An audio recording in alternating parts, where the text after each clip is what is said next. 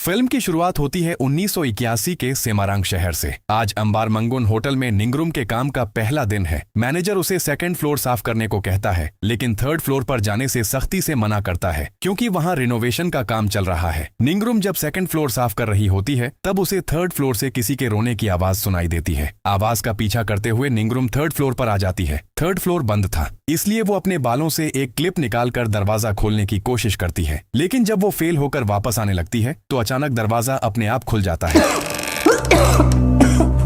निंगरुम उस फ्लोर की light on करके जैसे ही अंदर कदम रखती है, फ्लोर की लाइट्स फ्लिकर करने लगती हैं। फिर भी वो हिम्मत करके अंदर जाती है और एक रूम के दरवाजे पर कान लगाकर अंदर किसी के रोने की आवाज सुनती है। दरवाजा खोलते ही निंगरुम को अंदर एक सफेद बालों वाली औरत दिखाई देती है। वो औरत उसे कहती है 3 दिन आधी रात, और सीन यहीं पर कट हो जाता है। अगले सीन में निंगरुम अपनी बेटी को बताती है कि उसने एक मिस्टीरियस पीली पड़ी हुई औरत को देखा था जिसने उसे कहा था 3 दिन आधी रात। तब वो डर के मारे रूम का दरवाजा बंद करके वहां से भाग आई थी। इसके बाद अजीब अजीब घटनाएं शुरू हो जाती हैं। उनकी बिल्ली मर जाती है, पड़ोसी मिस्टर योनो अपने ही पैर पर चाकू मार लेते हैं और आयु हॉस्पिटल की छत से कूदकर सुसाइड कर लेती है। निंगरुम डरते हुए बताती है कि आज उस घटना का 3रा दिन है। निंगरुम की बेटी उसे शांत करने की कोशिश करती है और कहती है कि आंट आयु मेंटली बीमार थी और बिल्ली भी बहुत बूढ़ी हो चुकी थी, इसलिए इन सब के पीछे उस औरत का कोई हाथ नहीं है। आधी रात होने से ठीक पहले बेटी अपनी माँ को मन शांत करने के लिए नमाज पढ़ने को कहती है। माँ नमाज शुरू करती है, तभी उसके पीछे आईने में वो अजीब औरत दिखाई देती है और लाइट्स फ्लिकर करने लगती हैं।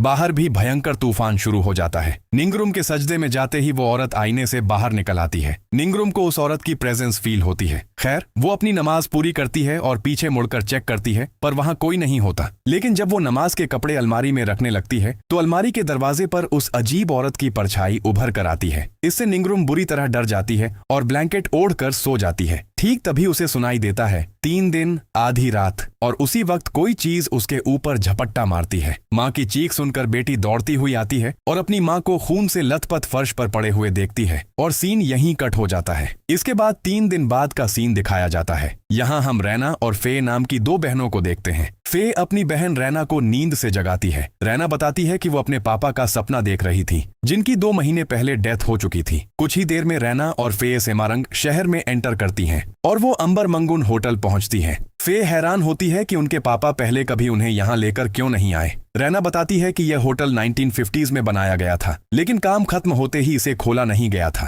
होटल के अंदर जाकर वो अपने नाना और नानी से मिलती हैं। ग्रैनी बताती हैं कि छुट्टियों के टाइम होटल भरा रहता है, लेकिन छुट्टियां खत्म होते ही यह बिल्कुल सुनसान हो जाता है। ग्रैंडपा और ग्रैनी उन्हें ठहरने के लिए होटल के पास ही एक घर में ले जाते हैं, जहां से होटल के रूम्स और विंडोज साफ दिखाई देते हैं। ग्रैनी रैना को उनकी करंट सिचुएशन की याद दिलाती है। रैना के पापा के बैंक लोन की वजह से उनका पिछला घर सीज हो चुका है, इसलिए अब रैना को ही इस होटल को मैनेज करना होगा। ग्रैनी उन्हें उनका बेडरूम दिखाती है। वो रैना को लॉयर के थ्रू होटल के डॉक्यूमेंट्स अरेंज करने को कहती हैं, ताकि होटल ऑफिशियली रैना और फे के नाम पर हो जाए। वो आगे बताती हैं कि उनके पापा की छोड़ी हुई बस यही एक प्रॉपर्टी बची है, क्योंकि उनकी लिखी हुई बुक्स की रॉयल्टी अब काफी नहीं है। इसके बाद वो दोनों बहनों को पास बुलाकर वार्निंग देती हैं कि होटल के 3rd फ्लोर पर भूलकर भी कोई ना जाए। वो बताती हैं कि वहां रिनोवेशन का काम चल रहा है और छत गिरने का डर है। साथ ही वो उन्हें बाकी होटल स्टाफ को भी वहां जाने से रोकने के लिए कहती हैं। खैर, अगले दिन सुबह रैना फे को एडमिशन के लिए लोकल स्कूल लेकर जाती है। वहां प्रिंसिपल का वेट करते टाइम दोनों बहनों को पता चलता है कि कारिन नाम की एक स्टूडेंट की मां की दर्दनाक मौत हो गई है और पुलिस के साथ साथ जर्नलिस्ट्स भी इस मैटर की इन्वेस्टिगेशन कर रहे हैं। अर्दो नाम का एक जर्नलिस्ट जकार्ता दिल्ली की तरफ से प्रिंसिपल का इंटरव्यू खत्म करता है और उन्हें कोऑपरेशन के लिए थैंक्स बोलता है।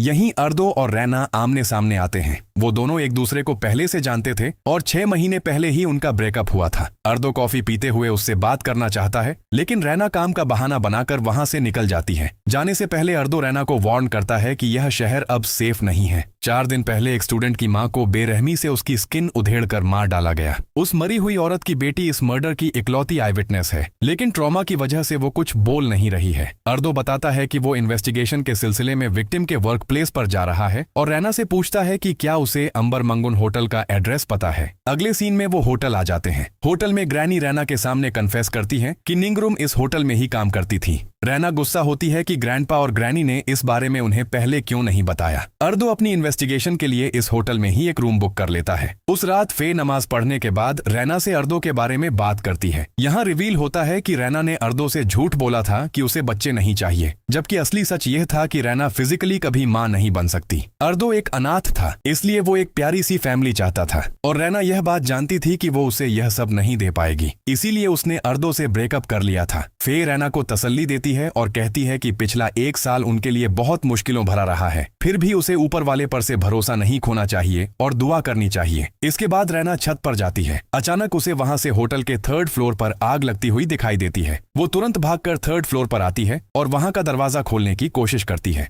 वो एक हैमर लेकर दरवाजे का लॉक तोड़ती है और अंदर घुस जाती है। रैना को भी निंगरूम की तरह उसी रूम से किसी औरत के दर्दनाक चीखने की आवाज सुनाई देती है। रैना उस रूम का दरवाजा खोलती है और अंदर बहुत सारी कैंडल्स के बीच उसी सफेद बालों वाली औरत को देखती है। वो औरत कहती है, तेलुंग दीना टेंगा वेंगी। ये सुनते ही रैना दरवाजा खींचकर बंद करती है और भागकर अपने रूम में वापस आ जाती है। वो सोचने लगती है कि आखिर इन शब्दों का मतलब क्या है। अगले दिन रैना फे को स्कूल छोड़ने के लिए गाड़ी में बैठती है। गाड़ी में बैठते ही उसे विंडो पर खून से कुछ लिखा हुआ दिखाई देता है। वो गाड़ी से उतरकर दोबारा देखती है तो वो लिखावट गायब हो चुकी थी। इसके बाद रैना घर आती है और ग्रैनी से तेलुंग दिना तेंगा वेंगी का मतलब पूछती है। ग्रैनी उसे बताती है कि इसका मतलब है 3 दिन आधी रात। फिर ग्रैनी पूछती हैं कि उसने यह बात कहाँ सुनी है। रैना तब बताती है कि कल रात उसने 3rd फ्लोर के एक रूम में आग लगने और किसी के रोने की आवाज सुनकर दरवाजा तोड़कर अंदर गई थी। तब एक औरत ने उसे यह बात कही थी। वो पूछती है कि अगर 3rd फ्लोर पर रेनोवेशन का काम चल रहा है तो वहाँ गेस्ट क्यों हैं और उस रूम के दरवाजे पर कोई नंबर क्यों नहीं है। ग्रैनी यह सुनकर बुरी तरह डर जाती है और रैना को 3rd फ्लोर पर जाने के लिए बहुत डांटती है। इस बीच फे आ जाती है और रैना फे को लेकर स्कूल के लिए निकल जाती है। उनके जाने के बाद ग्रैंडपा आकर ग्रैनी को बताते हैं कि पुलिस ने उन्हें दोबारा बुलाया है क्योंकि निंगरूम की बेटी अब बात कर पा रही है। इधर होटल की सिचुएशन खराब होती जा रही है और गेस्ट्स डर के मारे चेकआउट कर रहे हैं।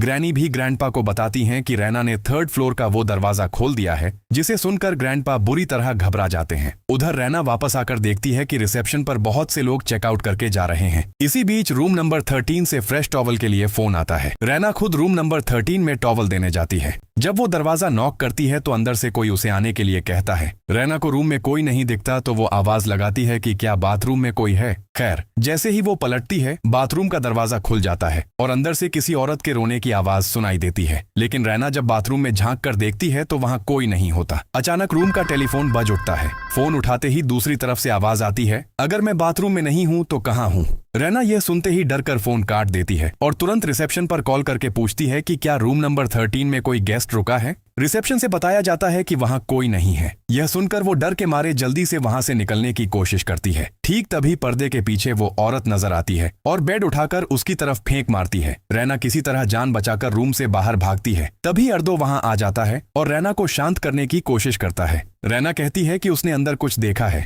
लेकिन अर्दो जब अंदर जाकर चेक करता है तो उसे कुछ नहीं मिलता और बेड भी अपनी जगह पर ही था। अगले सीन में दिखाया जाता है कि होटल का बाकी स्टाफ भी काम छोड़कर जा रहा है क्योंकि उन्हें लगने लगा है कि होटल में कुछ तो ईविल है। इसके बाद अर्दो आकर बताता है कि भले ही पुलिस चली गई है, लेकिन लोगों में अफवाह फैल चुकी है कि निंगरूम की मौत और रैना के साथ हुई अजीब घटना के पीछे उसी मिस्टीरियस औरत का ही हाथ है। अर्दो रैना के ग्रैंडपा और ग्रैनी से रिक्वेस्ट करता है कि अब उन्हें सच बता देना चाहिए। आखिरकार वो कन्फेस करते हैं कि 3rd फ्लोर के उस बिना नंबर वाले रूम की वो औरत कोई गेस्ट नहीं है। दरअसल वो कोई इंसान ही नहीं है। फ्लैशबैक में पता चलता है कि 6 साल पहले जब वो फाइनेंशियल क्राइसिस से गुजर रहे थे, तब रैना के पापा ने उन्हें यह होटल चलाने के लिए दिया था। होटल की हालत तब बहुत खराब थी, इसलिए उन्होंने रेनोवेशन का काम शुरू किया। रेनोवेशन के वक्त एक वर्कर ने गलती से उस मिस्टीरियस रूम का दरवाजा खोल दिया था। वहां उसने बर्फ जैसी सफेद स्किन, सफेद बाल और लाल आंखों वाली एक औरत को देखा, जिसने उसे कहा था 3 दिन आधी रात। ठीक 3 दिन बाद आधी रात को उस वर्कर की मौत हो जाती है। उसकी मौत से पहले लगातार 3 दिनों तक होटल में बार बार लाइट जाने और उस वर्कर के अजीब बिहेवियर जैसी मिस्टीरियस घटनाएं होती रहीं। तब उन्होंने दनांग नाम के एक शमन को बुलाया था। वो उस रूम में घुसने से डरता है और वार्न करता है कि यह एक श्रापित जगह है और इस ईविल को यहाँ से भगाना इम्पॉसिबल है।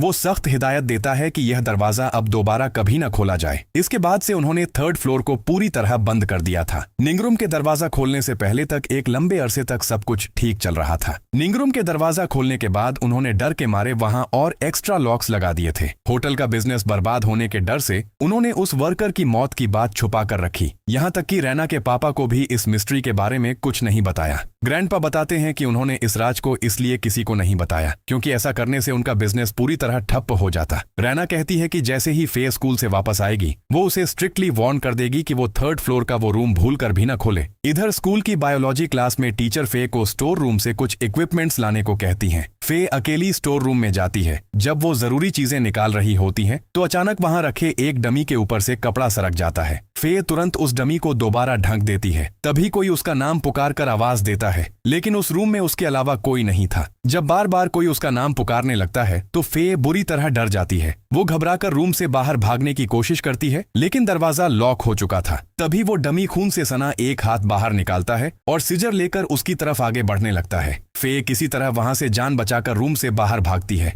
तभी टीचर और बाकी क्लासमेट्स दौड़ कर आते हैं। फे क्लेम करती है कि स्टोर रूम का स्टैचू खुद हिला था, लेकिन टीचर और स्टूडेंट्स को वहां कुछ भी अजीब नहीं दिखता। उन्हें लगता है कि यह फे का वहम है। जब फे स्कूल से वापस आती है तो रैना उससे पूछती है कि क्या उसने होटल के 3rd फ्लोर का वो बिना नंबर वाला दरवाजा खोला था, क्योंकि टीचर ने रैना को स्कूल वाली घटना के बारे में बता दिया था। फे कन्फेस करती है कि कल रात रोने की आवाज सुनकर क्यूरियोसिटी में आकर उसने वो रूम खोला था और वहां एक औरत को देखा था। रैना समझ जाती है कि एक बहुत बड़ा खतरा उनके करीब आ चुका है। अर्दो उन्हें दोबारा दनांग के पास जाने का सजेशन देता है। अगले सीन में रैना और अर्दो दनांग से मिलने आते हैं। दनांग बताता है कि उस आत्मा को होटल से भगाना इम्पॉसिबल है क्योंकि उसने किसी न किसी वजह से खुद को इस दुनिया की मोह माया में बांध कर रखा है। वो आगे बताता है कि वो उस आत्मा से कांटेक्ट नहीं कर पा रहा है क्योंकि वो उसका नाम नहीं जानता। शमन क्लियर कर देता है कि आत्मा का नाम जानना बहुत जरूरी है क्योंकि नाम जाने बिना अनजान दुनिया की किसी भी आत्मा से न तो कांटेक्ट किया जा सकता है और न ही उसकी मदद की जा सकती है। दनांग उन्हें उस आत्मा का नाम ढूंढ निकालने के लिए सिर्फ 3 दिन का वक्त देता है। वो कहता है कि उनके पास आधी रात तक का वक्त है। अगर तब तक नाम नहीं पता चला तो वो उनकी कोई मदद नहीं कर पाएगा। इसके बाद रैना होटल वापस आती है और सबके साथ डिस्कस करती है कि उनके पापा ने कभी इस होटल का जिक्र उनसे क्यों नहीं किया और वो कभी यहाँ आना क्यों नहीं चाहते थे। ग्रैंडपा और ग्रैनी को यहाँ की रिस्पॉन्सिबिलिटी देने से पहले उन्हें इस होटल के बारे में कुछ भी नहीं पता था। इसी बीच रैना के पापा के लॉयर का फोन आता है और वो बताता है कि होटल के डॉक्यूमेंट्स जानवर के नाम पर नहीं बल्कि बास्करा के नाम पर रजिस्टर्ड हैं। रैना फोन रखती है और जब ग्रैंडपा इस बारे में पूछते हैं तो वो बताती है कि बास्करा उसके पापा का पुराना नाम था जिसे उन्होंने बाद में चेंज कर लिया था। रैना समझ जाती है कि उसके पापा ने होटल से जुड़ा जरूर कोई बहुत बड़ा राज छुपा रखा। इसलिए रैना डिसाइड करती है कि वो अपने पापा की लिखी सारी नॉवेल्स पढ़ेगी। उसे लगता है कि शायद किसी एक बुक में इस होटल की हिस्ट्री या उस मिस्टीरियस औरत का नाम और आइडेंटिटी छुपी हो सकती है। उसी रात रैना को 3rd फ्लोर के उस रूम में फिर से लाइट जलते हुए दिखाई देती है और वो उस बिना नंबर वाले रूम में घुसने का फैसला करती है। अर्दो आकर उसे वार्न करता है, लेकिन रैना कहती है कि अपनी और फे की जान बचाने के लिए उसे यह रिस्क लेना ही पड़ेगा। अर्दो रैना के साथ अंदर जाना चाहता है, लेकिन रैना उसे मना कर देती है क्योंकि क्या पता वो औरत अर्दो को भी 3 दिन का टाइम दे दे।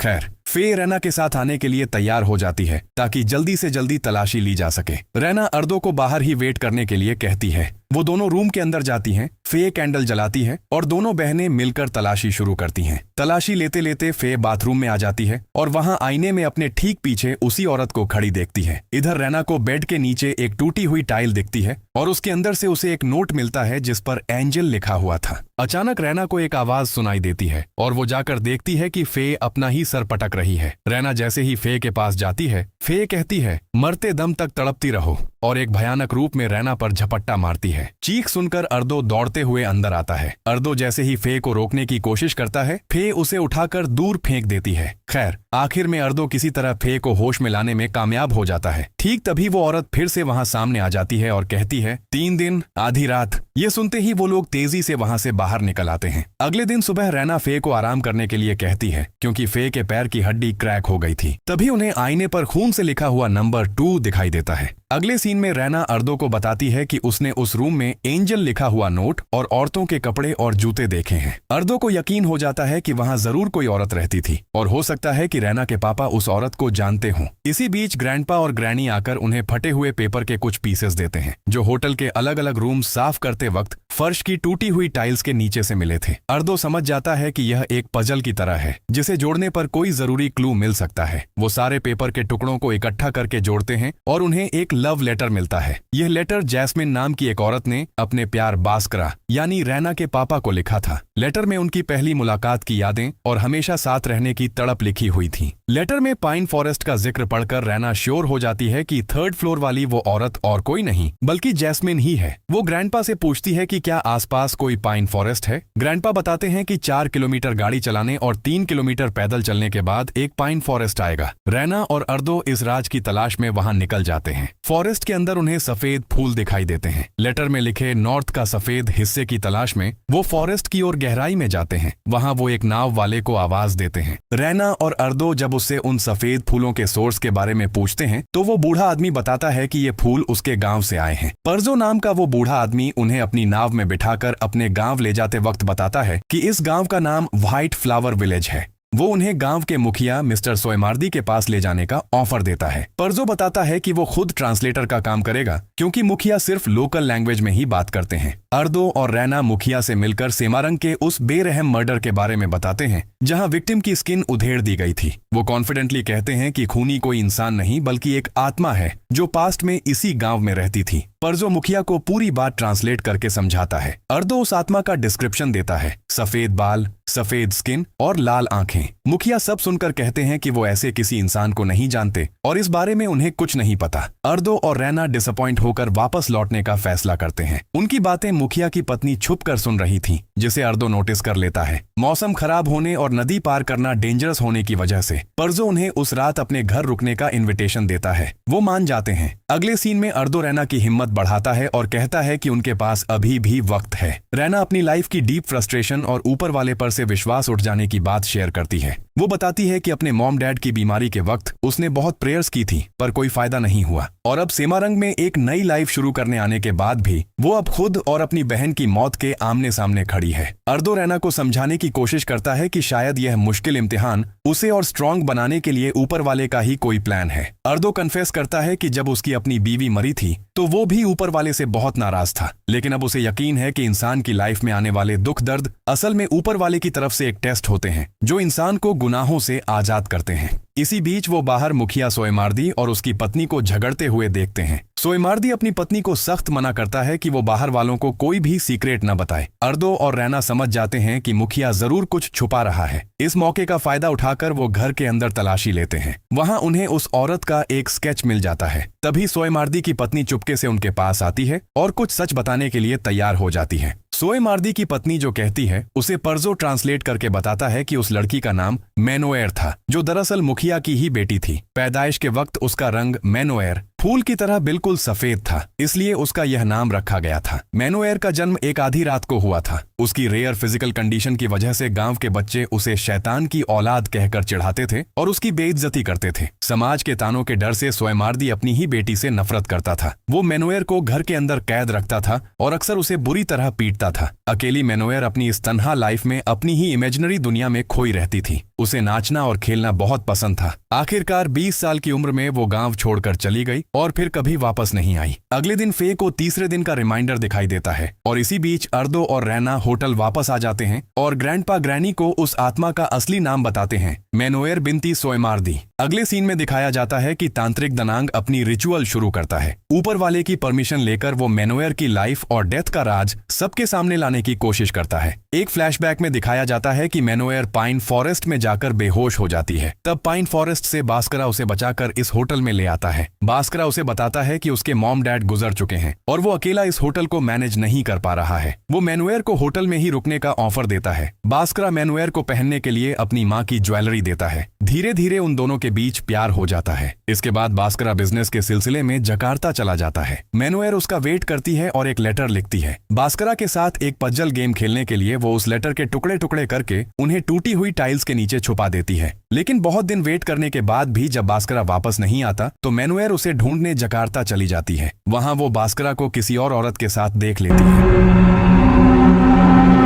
यह देखकर मैनुएर खुद को बदसूरत मानने लगती है और अपने ही हाथों से अपनी स्किन उधेड़ना शुरू कर देती है। दनांग बताता है कि मैनुएर ने लगातार 3 दिनों तक अपने ही जिस्म की स्किन नोच नोच कर निकाल दी थी और इसी तरह उसकी मौत हुई। दनांग आगे कहता है कि रैना के पापा बास्करा ने उसे इस कदर इग्नोर किया था कि मैनुएर खुद से ही नफरत करने लगी थी। दनांग कहता है कि मैनुएर के इस गुस्से को शांत करने के लिए उसके टूटे हुए दिल को जोड़ना होगा और लाइफ और डेथ के एलिमेंट्स को मिलाना होगा। उन्हें कुछ ऐसा ढूंढना होगा जिसे देखकर मैनुएर बास्करा को माफ कर दे। ठीक तभी मैनुएर की आत्मा भयंकर गुस्से में सबको मार डालने की धमकी देते हुए अटैक करती है। मैनुएर की आत्मा अर्दो और रैना की आंखों के सामने दनांग को बेरहमी से मार डालती है। अगले सीन में रैना को लगता है कि उसके पापा ने मैनुएर की मौत का सच छुपाकर बहुत बड़ी गलती की थी, जिसकी कीमत अब उन्हें चुकानी पड़ रही है। रैना को अब हर तरह के सीक्रेट से नफरत होने लगती है, इसलिए रैना भी अर्दो के सामने अपनी लाइफ का सबसे बड़ा सीक्रेट रिवील कर देती है। वो बताती है कि जब अर्दो मैदान में था तब रैना को कैंसर डिटेक्ट हुआ था और सर्जरी करके उसका यूटेरस निकाल दिया गया था। यह जानकर कि वो अब कभी मां नहीं बन सकती, उसने अर्दो से ब्रेकअप कर लिया था। रैना नहीं चाहती कि वो भी अपने पापा की तरह कोई राज लेकर मरे। इसी बीच फे को कुछ चीजें मिलती हैं। अर्दो कहता है कि शायद यहीं से मैनुएर को शांत करने का कोई क्लू मिल जाए। उन्हें वहां उनके पापा की कुछ राइटिंग्स और एक रिंग मिलती है। अर्दो यह सब लेकर रैना को देता है। नोवेल में बास्करा का कन्फेशन था। वो जकार्ता इसलिए गया था ताकि मैनुएर के लिए एक फ्लोरल डिजाइन वाली रिंग खरीद सके और उसे शादी के लिए प्रपोज कर सके। वो रिंग ही उसके प्यार की निशानी थी, पर एक भयानक एक्सीडेंट ने सब कुछ बदल दिया। जकार्ता में बास्करा की मेमोरी चली गई थी। एक कपल ने उसे बचाया था जिनके बेटे का नाम जानवर था, जो अब इस दुनिया में नहीं था।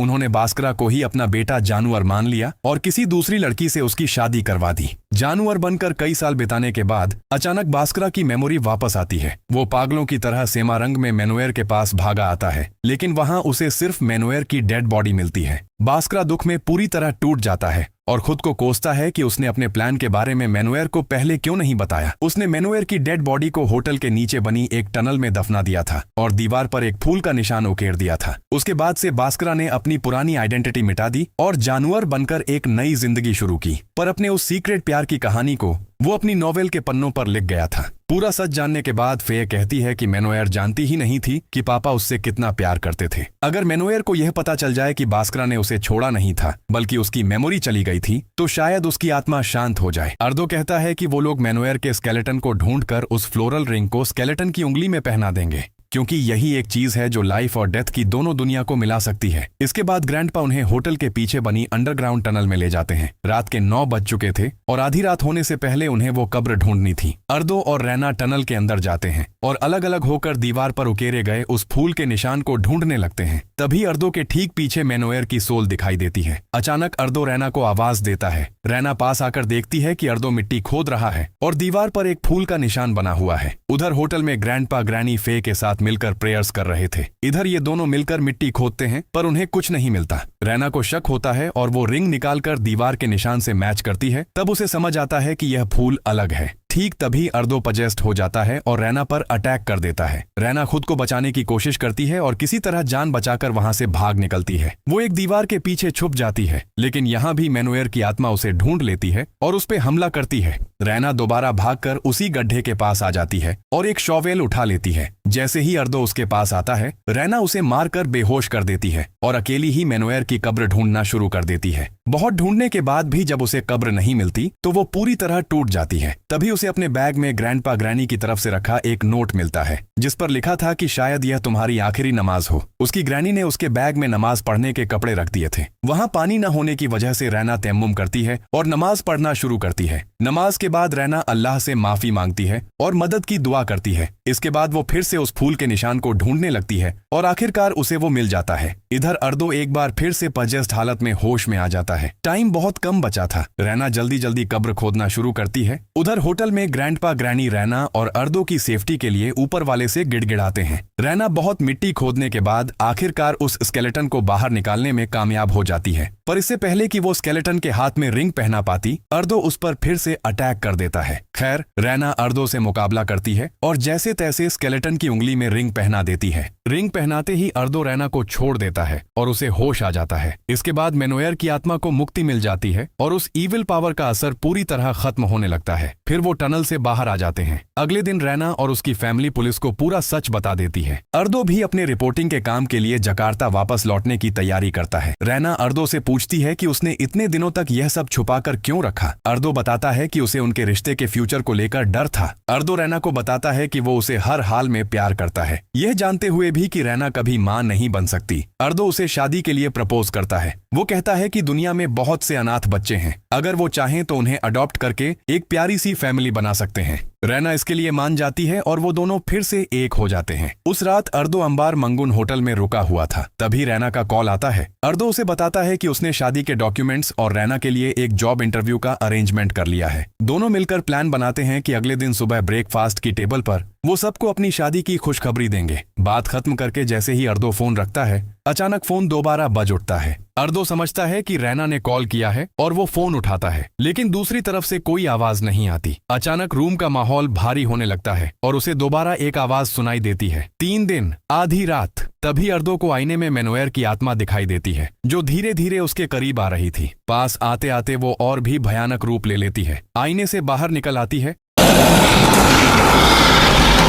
अर्दो पर झपट्टा मारती है और सीन यहीं कट होकर सीधे अगले दिन सुबह पर आ जाता है। रैना अर्दो को सुबह ब्रेकफास्ट के लिए बुलाने उसके रूम में आती है, लेकिन अंदर से अर्दो का कोई रिस्पॉन्स नहीं आ रहा था। इसलिए वो दरवाजा खोलती है और अंदर घुस जाती है। रैना अंदर आती है और अर्दो को निंगरुम की तरह ही फर्श पर मरा हुआ देखती है। अर्दो को इस हालत में देखकर वो बुरी तरह टूट जाती है और रोने लगती है। अगले सीन में पुलिस आकर अर्दो की बॉडी ले जाती है। रैना रोते हुए अफसोस करती है कि वो और फे तो बच गए, लेकिन अर्दो अपनी जान नहीं बचा पाया। फे उसे समझाती है कि मेनोएर उन्हें कोई नुकसान नहीं पहुंचाएगी, क्योंकि वो दोनों उसके सबसे प्यारे इंसान बास्करा की बेटियां हैं। लेकिन मेनोएर आज भी इंसानों पर बहुत गुस्सा है, क्योंकि उसके अपने पापा और गांव वालों ने उसके साथ बहुत बुरा किया था। रैना और फे को छोड़कर जो कोई भी उस रूम में घुसेगा, उसका अंजाम सिर्फ मौत होगा। मेनोएर उन सभी लोगों को मारेगी जिन्होंने पास्ट में उसके साथ बुरा बर्ताव किया था, लेकिन वो आत्मा हमेशा के लिए उसी रूम में कैद रहेगी, क्योंकि सुसाइड करने की वजह से मौत के बाद वाली दुनिया में उसके लिए कोई जगह नहीं बची है।